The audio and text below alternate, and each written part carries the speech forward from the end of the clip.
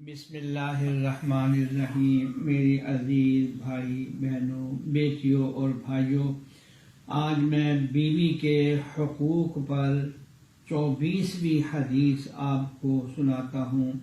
نسائی شریف جو صحاح ستہ کی کتاب ہے، اس میں یہ روایت ہے، حضرت جابر رضی اللہ تعالی عنہ سے منقول ہے کہ حضور صلی اللہ علیہ وسلم نے فرمایا، جس کام میں خدا کا ذکر نہ ہو وہ بڑا ہی بے برکت ہوتا ہے، سوائے 4 چیزوں کے، کہ ان میں سے ایک یہ ہے کہ بیوی کے ساتھ دل لگی کرنا، کھیلنا، خوش طبعی کرنا۔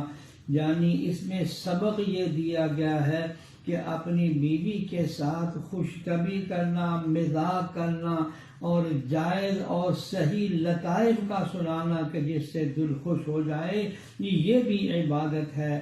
اور ایک روایت میں نے پہلے بھی بیان کی تھی کہ حضرت صلی اللہ علیہ وسلم کا فرمان کہ آدمی مسکراتے ہوئے چہرے کے ساتھ ملے اور ملاقات کرے تو اللہ جل شانہ اس کو بھی عبادت جو ہے وہ قرار دے رہے ہیں۔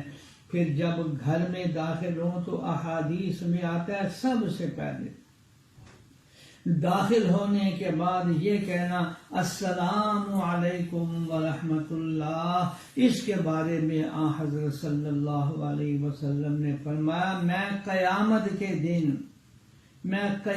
کے دن ان لوگوں کے بارے میں یہ گواہی دوں گا کہ یا اللہ اس میں تکبر نہیں، جو سلام کرنے میں ابتدا کرتے ہیں، آغاز کرتے ہیں۔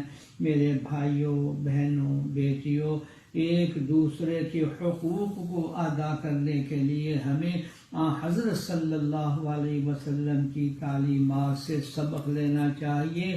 گھر جنت کا نمونہ بن جائے گا۔ اللہ عمل کی توفیق عطا فرمائے، آمین یا رب العالمین۔